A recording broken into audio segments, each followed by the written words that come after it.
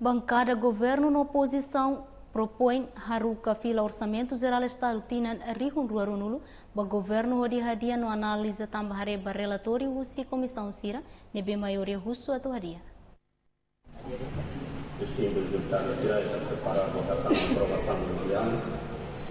Ao foi no oitavo governo submete proposta ao Z tinan rihun ruarunulu ba parlamento toia debate generalidade, moço preocupação no se bancada roto com a proposta nebe artigo balon moço indícios ba inconstitucional.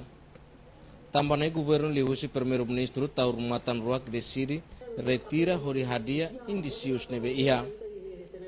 Presidente do Parlamento Nacional Arão Noeb Dian depois analisa o relatório para ser comissão C na comissão Selu sugestão, os deputados tira quase maioria ato governo da fila proposta de lei nebe submete para parlamento.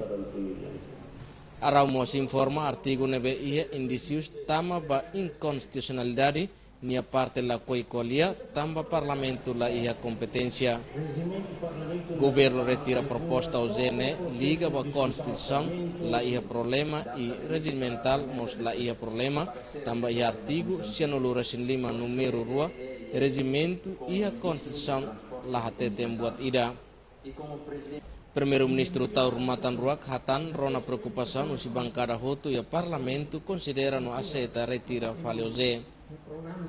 Tuir chefe governo depois retira proposta ne sirabele hatama e a loron sanulu resintolu pula indane significa loron tolu nolu resintolu bele termina.